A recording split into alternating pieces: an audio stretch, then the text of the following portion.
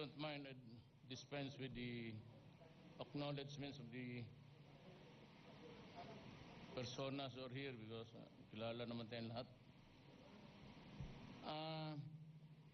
I am glad to be back after my state visits to Brunei, Jerusalem, and the People's Republic of China.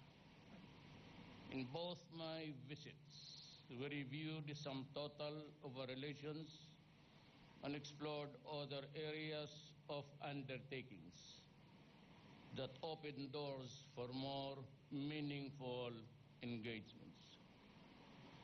A clear focus was directed more on economic cooperation and partnership to benefit our people.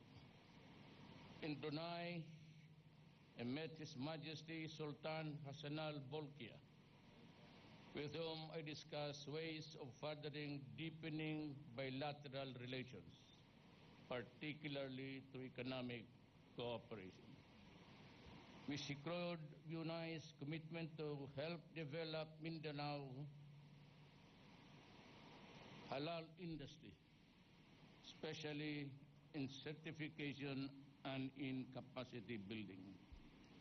Brunei and Mindanao can be twin hubs for the production and export of halal certified products. We agreed to intensify trade and investments and to work closely to further bolster the role of BIMP-IAGA in growing our economies. We also agreed to address connectivity issues to increase air and sea linkages to facilitate trade and commerce.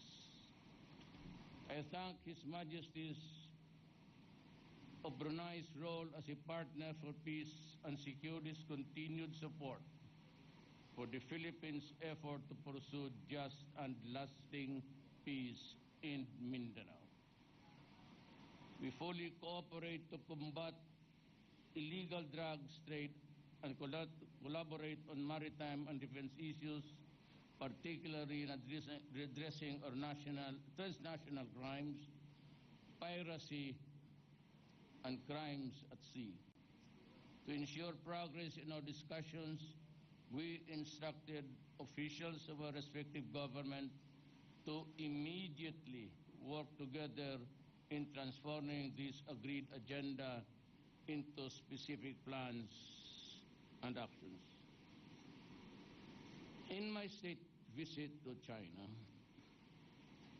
I met President Xi Jinping and 3 other members of the Standing Committee of the Political Bureau of the Chinese Communist Party. I met Premier He Chang, Chairman of the National People's Congress, and Xiang Lijiang, and Vice Premier Gao Li. In all meetings, we had productive and extensive discussions of the full range of the Chinese-Philippine relations, from trade and investments to infrastructures and tourism, and to science and technology and health. To realize the vision of a deeper and more meaningful engagement, we have opened formal lines of communications between our government and agreed on the full resumption of the regular bilateral consultations mechanisms which were put on hold for several years. With security and stability recognized as necessary conditions for growth, the Philippines and China affirmed the importance of maintaining and promoting peace, freedom of navigation, and overflight in South China Sea. We acknowledge the need to address disputes through peaceful means in accordance with international law. We also agreed to continue discussions on confidence-building measures, including a bilateral consultation mechanisms to discuss immediate issues of concern in South China Sea. To maintain stability, we also concluded an agreement between our Coast Guards for general cooperation to minimize incidents at sea. To combat the menace of illegal drugs, we will continue across a broad range of areas, including in capacity building, equipment upgrading, and support for rehabilitation purposes. With the shared objective of achieving greater growth and prosperity for our peoples, the Philippines and China jointly work closely on building on a robust economic agenda. Our government signed 13 agreements, mostly economic in nature, and these agreements provide a framework to which to carry out intensified cooperation between the Philippines and China. In my meetings with officials and businesses, there was a renewed and heightened sense of optimism in trade relations. The friendship rekindled opened a deeper commitments to significantly enhance trade and investments. My talks have resulted in public financing agreements and a private business deals valued at 24 billion US dollars in soft loans we have agreed from other banks. These agreements covering various fields of economic activities are expected to generate 2 million jobs for the Filipinos in the next 5 years. Your government will continue to work very hard to ensure that these agreements bear concrete results that will better the lives of our people. We shall also make sure that the credit facility and the soft loans will be solely utilized in public financing that benefits all Filipinos. In my state visit to China, signaled a turning point in our shared history and showed that both countries are fully capable of working together for mutual beneficial cooperation, even as we remain committed to settle disputes peacefully in full adherence of international law. In every step that took the Philippines and China relations further forward, I was guided by the burden duty to protect the sovereignty of our nation and the interest of our people. In all my engagements abroad, rest assured that I will always pursue our nation's best interest, consistent with our independent foreign policy, anchored on the basic tenets of sovereignty, non-interference, and mutual respect. On the personal side, the warm welcome and expressions of the support of our kababayans in Brunei and China further strengthened my resolve to pursue the various reforms being carried by our government. We will harness our foreign relations to the inclusive growth and sustainable development of our country so that working abroad becomes an option and no longer a need for our people. With this, I seek your continued support and cooperation as we strive to introduce fresh initiatives and more endeavors that will create meaningful changes in ourselves, our families, our communities. Salamat.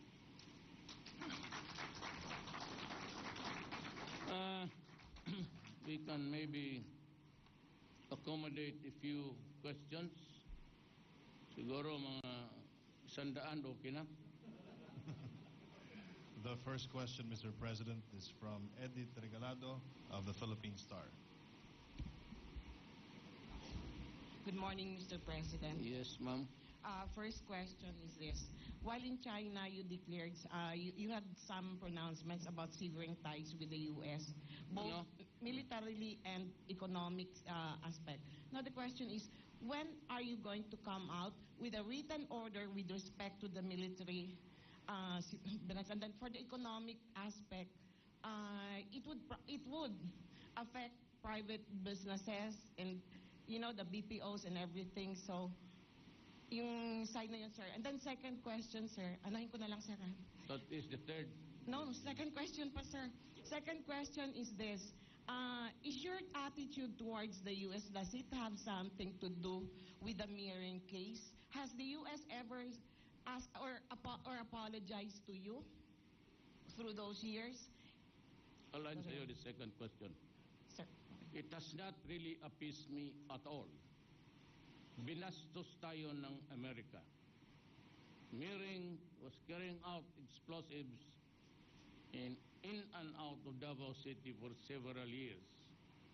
He was hosted sa Evergreen Hotel. Hindi siya pumayag na may pasok tigalinis. And for 5 years, he was in and out of Davao City. One day, there was an explosion that burned the hotel, not nearly, but sunog. And he was brought to the hospital. He lost both of his legs.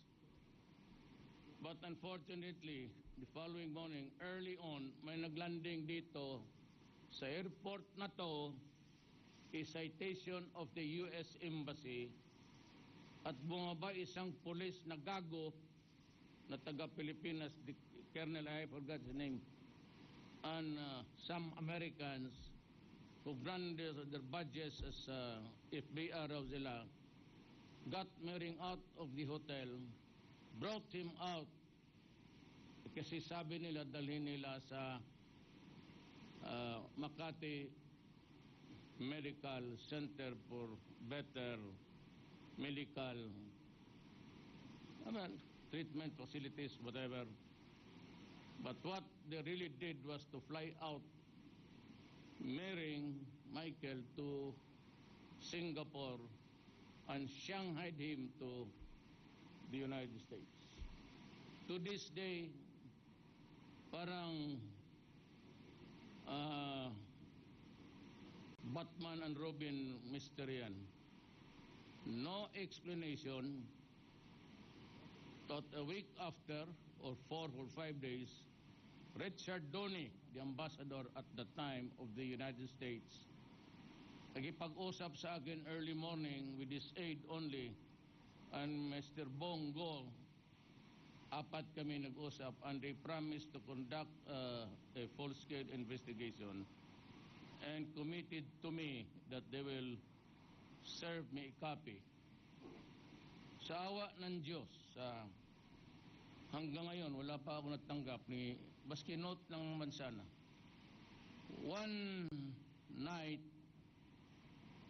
during the campaign, at least that, may card ako sa kanya. I think Bongo was the card. May binigay siya ng card, sabi niya, he was from the CIA. And sabi ko, may I help you? And we talked about the Mering case and said that he would see me maybe the day after. And we did meet almost 4 o'clock in the morning. I was very tired from a campaign sortie that night. At ang sinabi lang niya, and these were his exact words, Mayor, pwede ba natin kalimutan na lang to? Can we let this pass this thing pass? Can we forget it? Sabi ko, wala naman rin akong magawa. I've been waiting for that report, but until now, I haven't. So I really do not know what was the mystery about. So,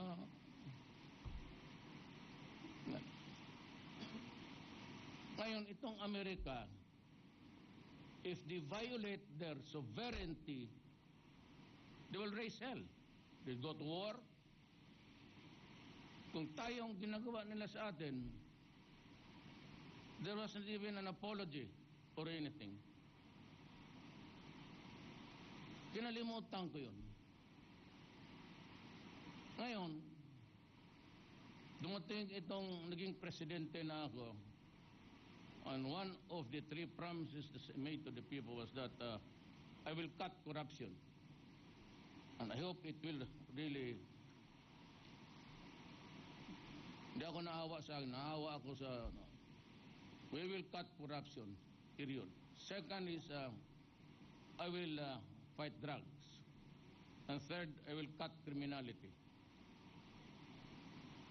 Problema ngayon, I am faced with a dilemma. We never knew exactly how many at the time during the campaign that how many people were infected or gone crazy because of drugs. And they knew it because they were there when it was unfolding. Yung 3 million na yun, figure yun ni General Santiago when he headed the PDEA. Hindi ko binilang yung akin kasi until now, we are receiving surrenderies, and I think by the end of the year, it would have reached the 4 million mark. Alam nila yan. And so I was hard-pressed. They knew, they operate a government that they knew that I was a mid-term president, that I entered into the picture operating on a budget that was prepared last year by President Aquino for the operation of this year. And I was hard-pressed on everything.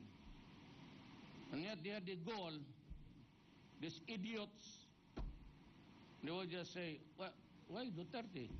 Why is he killing the criminals? Why does he not just build enough rehab centers for 3 million immediately kaagad? It's easy to criticize. Without, they knew that I had no money. I am now operating on a budget. We do not have capital outlay. Ang atin is the maintenance MOEOE. MOOE lang tayo. Pang sweldo, pang tawid na lang itong sa. And that's the problem. And so I ordered a full-scale war. I did not order a police action, but because that would not have enough. So when I became president, I pressed everybody. And lo and behold, we are now nearing 4 million drug addicts in this country. Alam mong ginawa ng Amerika? Ang una-una itong human rights, I know who's that idiot, also another idiot. There were plenty of idiots there criticizing me about human rights. Sinakyan nila an issue of extrajudicial killing, which was not an issue at all. You were here, we were all around. It was not an issue against me. Until the dying days of the campaign, when my ratings were going up, lahat ng basura, and this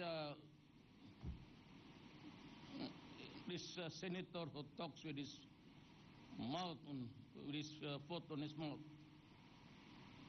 binasura na pati corruption. I said, open the banks and all, you can have. I authorize everybody, go and search for the money. At itong extrajudicial killing. Ngayon, Binigyan mo ako ng pan. I was about avoided it, but you gave the window, so I'm... Ngayon, ito, galit ako sa kanila. Kasi yung 3,000 na namatay, they would like to make appear like an idiot that they were all killed extrajudicially. Not counting the policemen and soldiers I lose every day to fight the drug problem. To this day, the other day, that was the last briefing, and I lost another policeman. Tapos sumunod na itong State Department, another idiot. Then the Office of the President, I don't know whose name was, babae na. Then it was Obama himself. You know, if somebody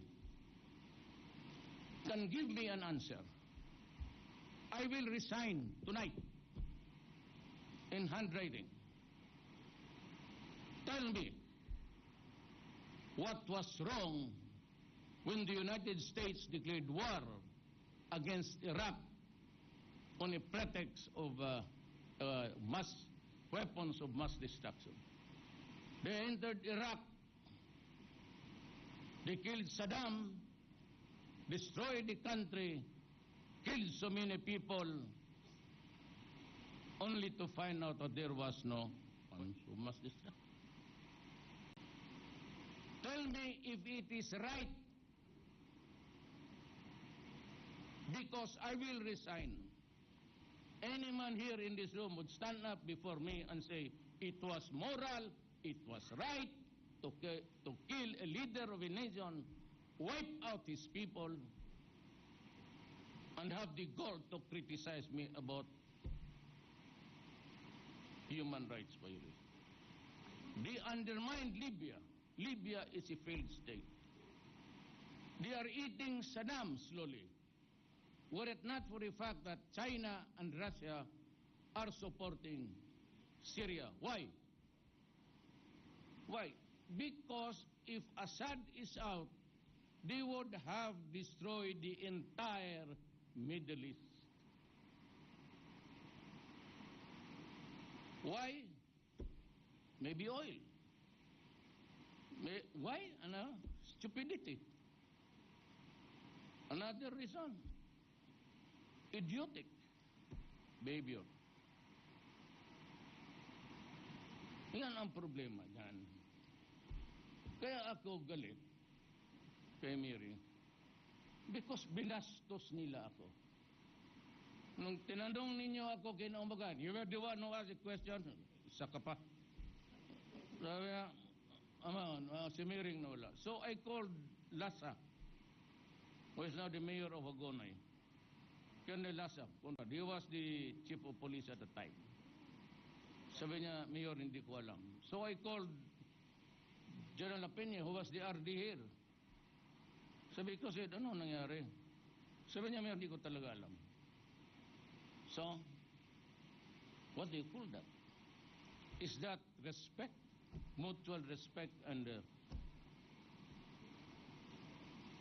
papahigin mo muna ako, minute na inom na ako ng tubig. Ikaw kasi marunong ka talaga magpainit. Na makatulog ngayong gabi. Ikaw na. Tapos sabihin ninyo ang Amerika lives by the values of what? Whose value is it? Your value? Our values? Because if there is one thing that they don't really want, you know, if there is one thing that the Americans have failed miserably, it is in the province of the human dignity. Dali kayong maano, basta kung ano, just like Obama, during the Laos meeting, I was here. I answered a particular question, anong gawin mo pagka i-raise nila yung extrajudicial? Anong sinagot ko sa inyo? Huwag ninyo akong bastusin kasi pag bababuhin ko talaga kayo doon. Did I mention Obama?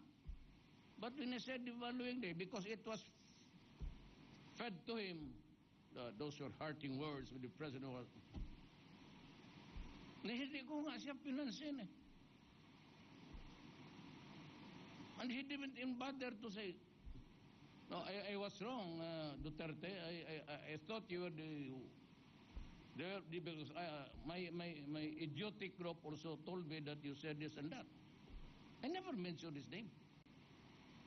And so what I did was, during the roundtable engagement, sinlabas ko yung picture ng massacre. And somebody, mga bright itong Pilipino, and even in that anchor something, there was this group of Filipinos. You know, it's 1 century ago. Those are not my words. Before the election, I tried to reach everybody. Norm Iswari, the communist. I went to Murad, there, Nampanan doon sa kampo nila. I talked with Jafar, and we talked again here. But I said I was not satisfied. I tried to reach out to the Abu Sayyaf and to the radical groups. And to, bantay ka dyan yung mga scholars. They do not carry arms, but they preach fundamentalism. And he told me, Mayor Duterte, we can talk to you, but we will not negotiate peace with you. Why? Because the Americans are still there in your country. We see so many of them, the special forces, scattered all over Mindanao. And they are here to finish us through your... They are there to advise your troops how to wipe us out the face of the earth. Kaya sabi ko, I cannot even talk peace. This particular massacre did not happen yesterday. Sabi lang nila, hindi akin yun. Sa mga scholars. We cannot forget that because so many, sila ang dapat sisihin. The Filipinos at that time, mahirap lang, pobre. We didn't have that camera. They all got those pictures of killings, massacre, piled bodies, with a soldier putting his foot on the breast of a woman. Ginawa nila, even as a postcard, at kinuha niya nila na yung mga bright na kinuha yan doon sa archives nila, hindi sa atin. So, gano'n. Tapos tayo dyan. Yan. The last question. May idagdag pa ako. Kaya ako, pati pa itong iyo di puta, isa ring ugok, some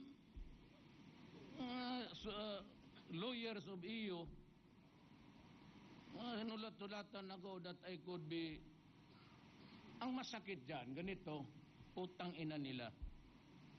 When they criticize me, and all of those guys who appeared before the international networks, they would say this, Mayor Duterte, you must account for those who were killed, blah, blah, blah, blah, blah.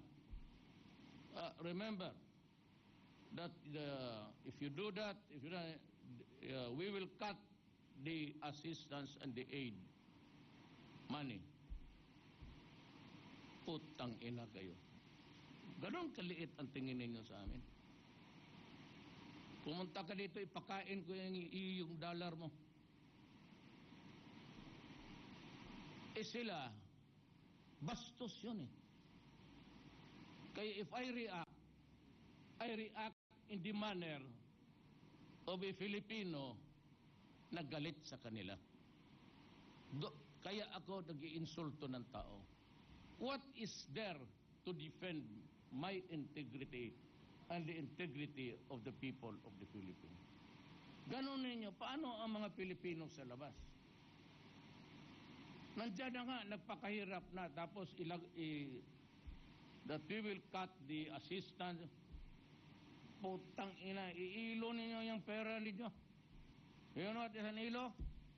That's a piece of paper when you run out of toilet paper, you wipe out your ass. God damn it. Bullshit kayo. Why am I saying this?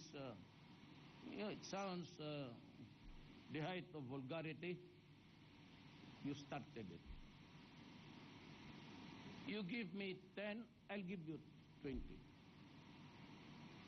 Bakit ninyo sabihin na we will not give the aid unless you... Who are you to say that to me? Bastos ka, sabi ko sa inyo eh. Do not do that kasi bababuin ko kayo. So now, the doors are open again. There's a window open.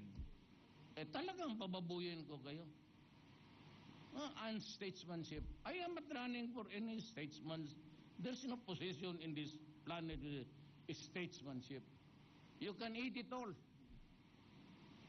But I have a country to protect and the dignity of the people.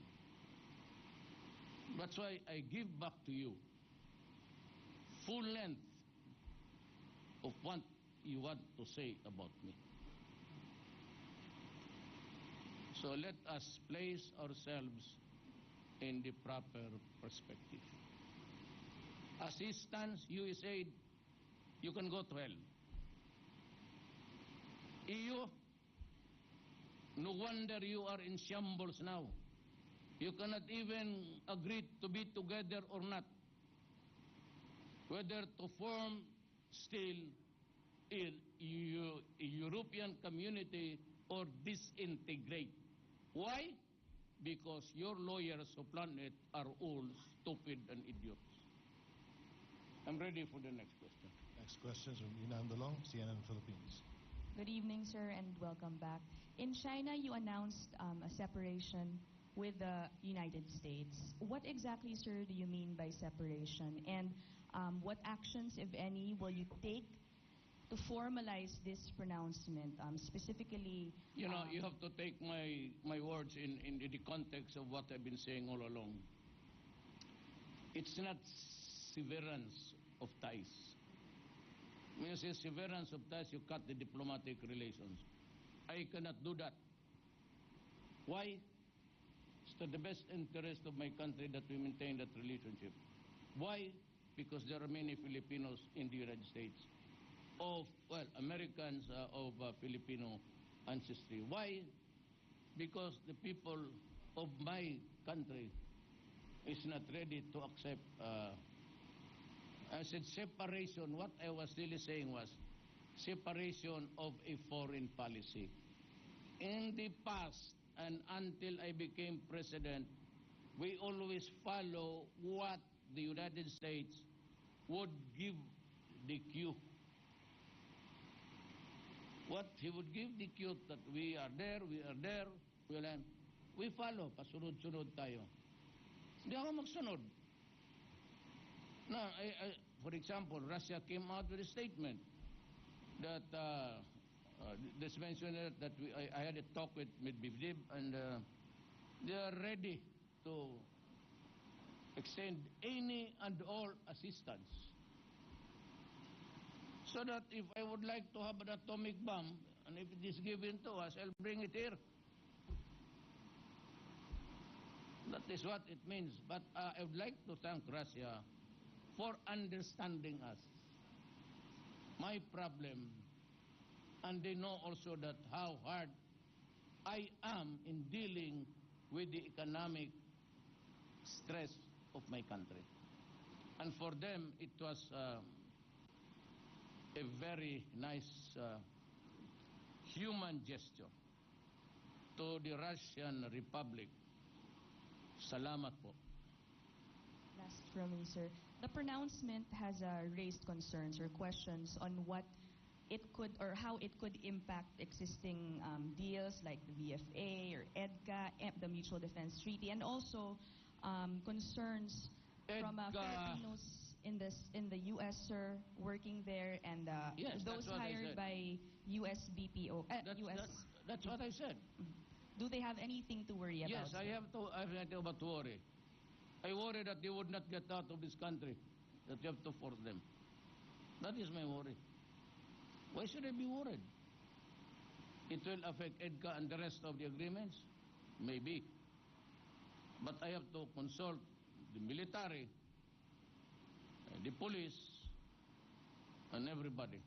Because at the end of the day, it is all security. No?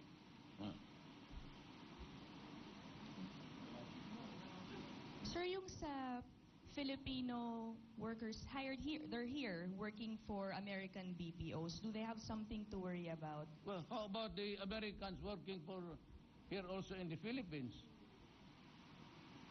If I should worry about the Filipinos, this is also about the Americans here. And their investments and all. That's why better be careful with the word. We separate or severe our diplomatic relation. The second one is not feasible. Why? The Filipinos in the United States will kill me.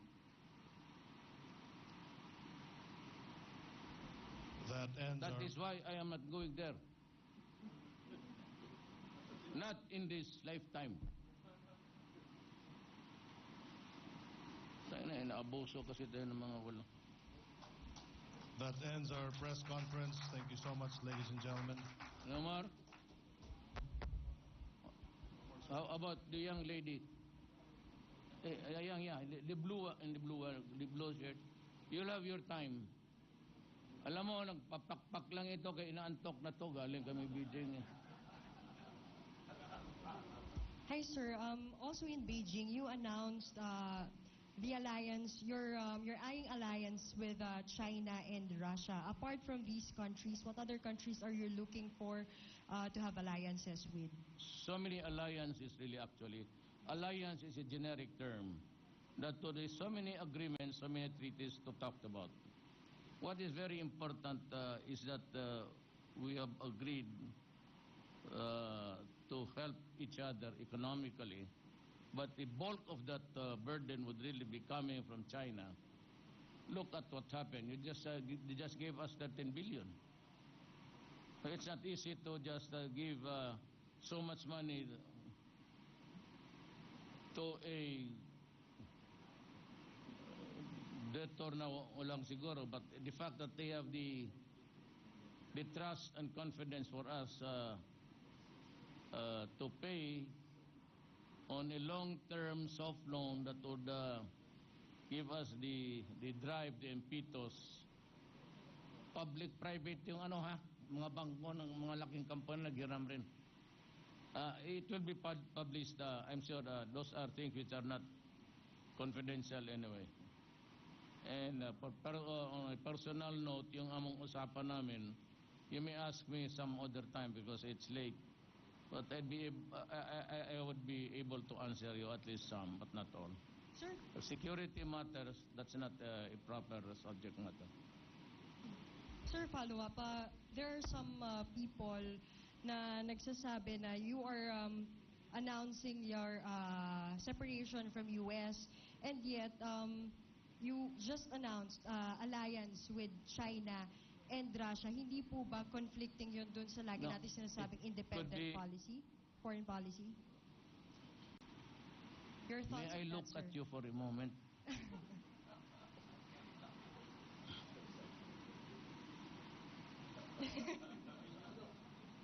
It could be, ma'am, a military alliance. It could be an economic alliance. It could be an economic bloc. Separation of my foreign policy.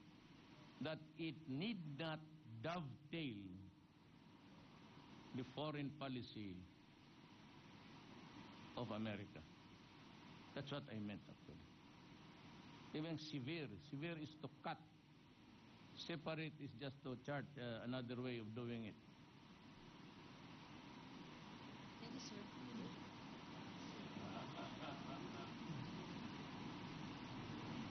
Forgot to announce your name. Kasi, yes. Para walang magsama ng loob. Then, Jamie ang sunod. Siguro, We can maybe last two questions or three, maybe three questions. Mr. Masahi Yamaguchi of NHK Japan. Sir, welcome back. I am a reporter of Japanese Public Broadcasting Corporation, NHK, and next week, President will go to Japan and meet Prime Minister Abe.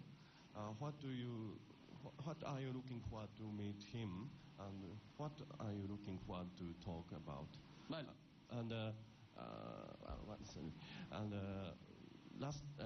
last week, Japan donate Coast Guard ship.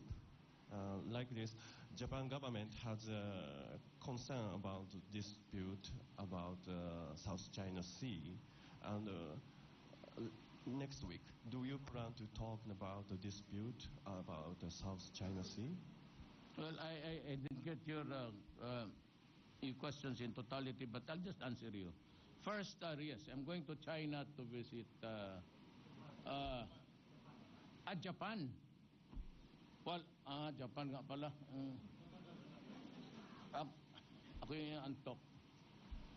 I'm going to Japan maybe. I don't know, kailan yun?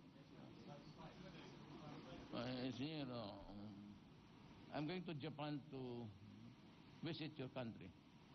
I don't know if it's just an official visit or state visit. To me, it's just the same. And of course, I have to talk to Minister Abe and the rest of the officials of the Japanese government. Maybe go to the diet to just see it for myself. I have looked at the place from the outside that I was not really able to go in. My talks with the Japanese government, particularly the premier, would really be solely on, well, most of it actually is economic cooperation, and of course,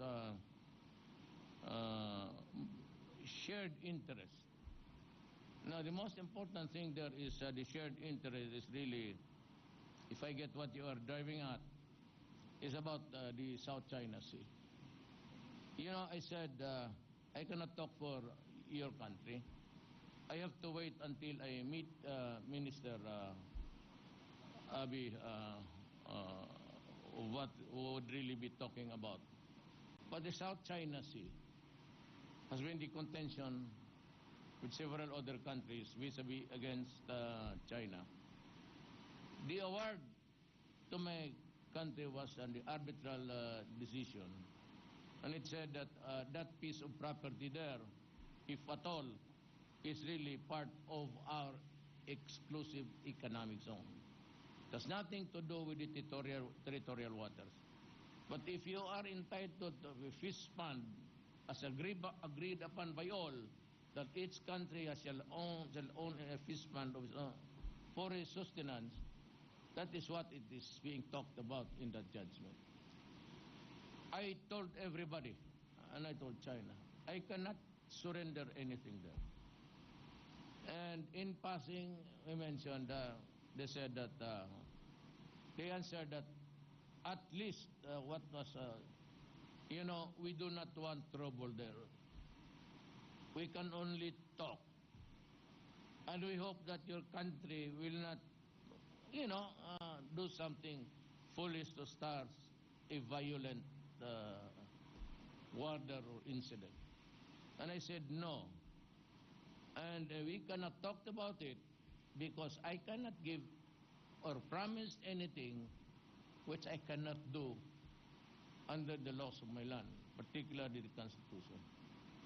And that would be maybe also the meat of what I would tell your minister, that we can only agree to talk peacefully, resolve the dispute, and maybe come up with something that is good for everybody.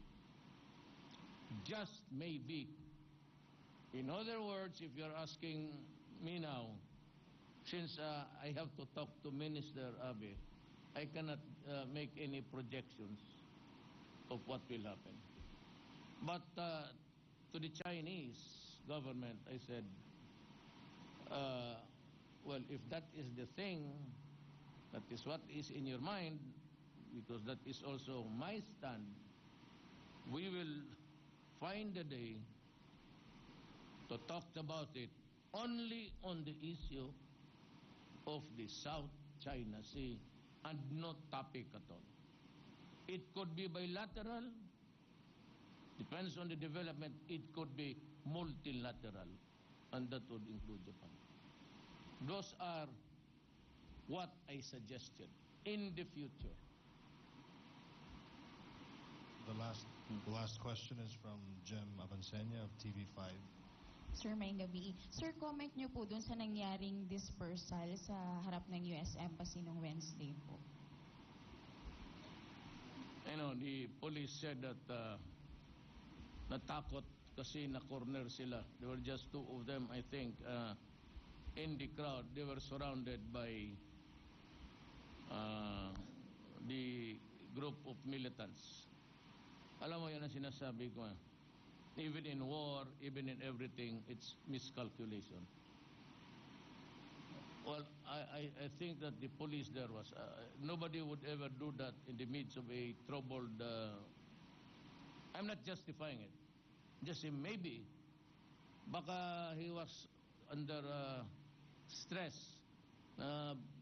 He might be they might gang up on him, hurt him, and so he acted on by instinct, self-preservation. Tsaka yung namang hindi naman talagang may gusto siyang patayin. Padiretso-diretso lang eh.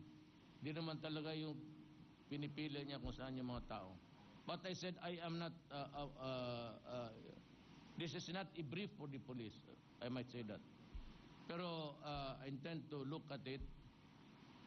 I will try to talk to the police, invite him for coffee, and I will talk to the activists. Para naman hindi sila, I would like to know what really happened. The dimension can be had if I would do the questioning myself. I do not want a quarrel between there's no more left here. I do not want to hear from our side, Governor, right, or from the left. We should stop it because we are talking, and we are all Filipinos. I do not want anybody hurt there. Not the police, not the young militants. It's about time that we should really treat this as a matter with civility. Hindi na yung na lang dyan kasi batuhin mo yung mga police. Police naman come in swaggering and beating people. I would not like that these things happening in my administration. I'm praying to God that we will succeed in the talks and baka sakali makachamba tayo. So with our Moro brothers, baka one for reason or another, it might dawn upon everybody that we should be just talking. Everybody is progressing, whether it's in China, Japan. Why are we still trying to fight that? Para tayo nag-rumble dito ng mga bata eh. Look at those young people that are fighting street fights every night.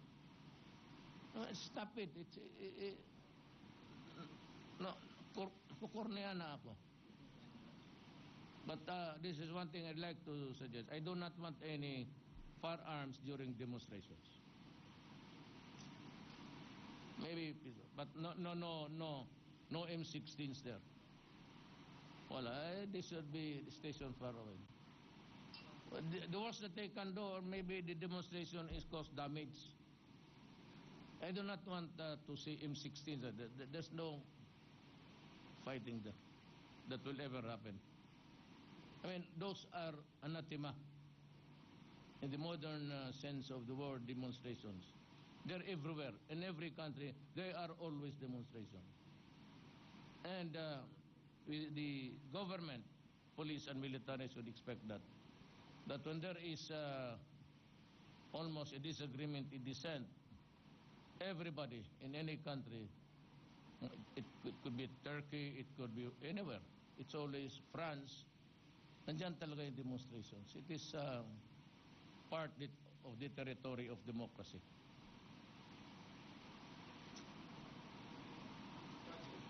Sana. Yeah, yeah. Okay. I might not be able to hear you. You know, I had this sleeping when I was. You might want to use the. Yes, sir.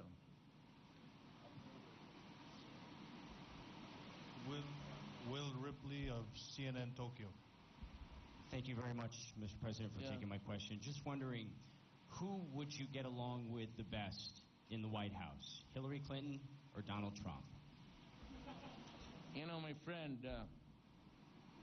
I would like to answer your question candidly, honestly, and truthfully. Problem is, of course, personally, it will not really matter much. But I am a president of a country, and we have these splendid relations with America. And the fact that there are already millions of Filipinos, maybe in your country. Are you an American? Okay. I cannot gamble an answer. Because either way it would affect, you know, they might create a hostility here, antagonism here. So I'm better off in saying that my favorite hero is Putin.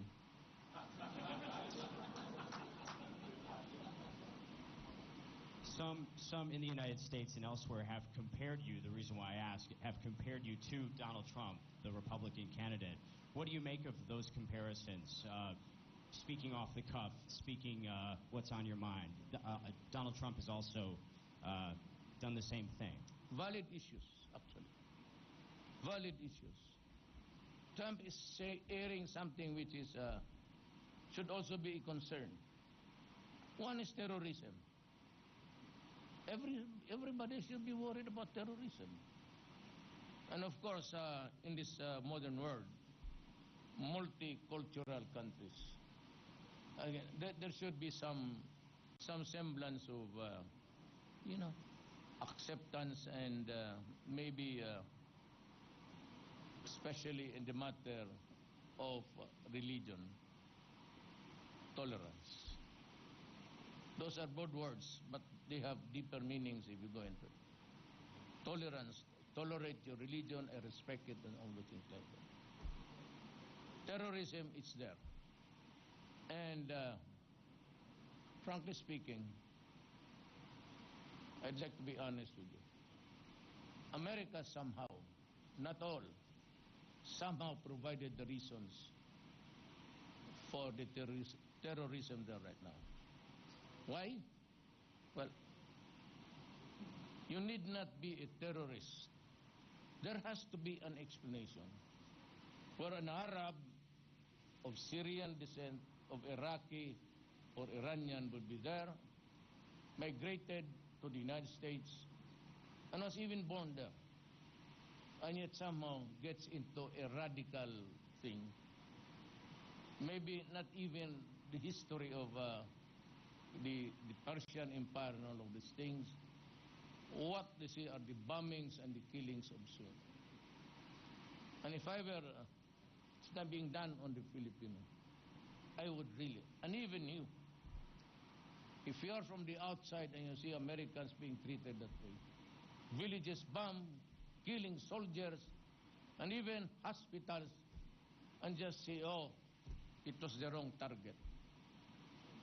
You, by those pictures alone, you need not physically bring him inside the United States.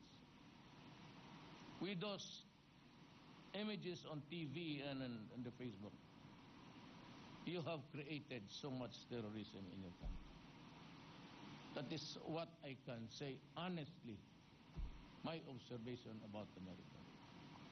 You have imported terrorism to your land.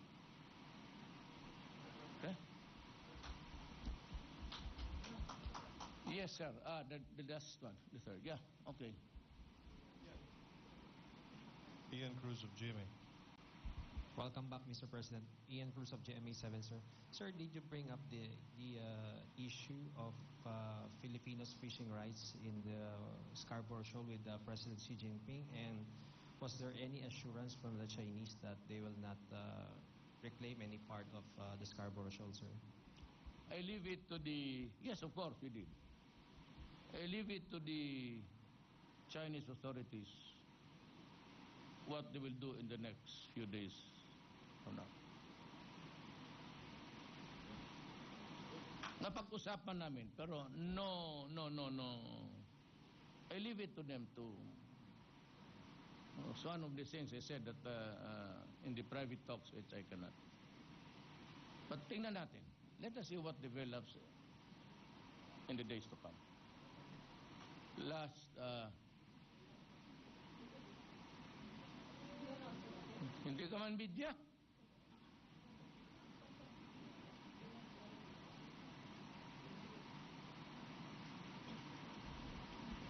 Hello, sir. I just want to know, because the U.S. Assistant Secretary of State is coming to the Philippines, what issues are you going to take up with him? Again. The U.S. Secretary of State, Daniel Russell, is coming to the Philippines. What issues are you going to take up with him?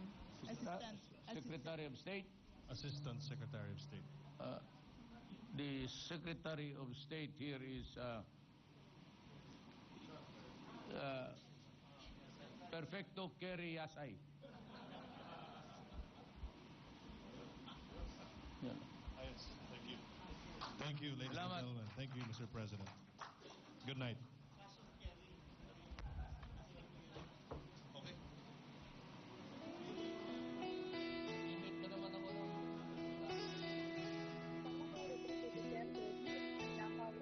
International Airport makarang dumating mula sa kanyang state visit sa China at Brunei.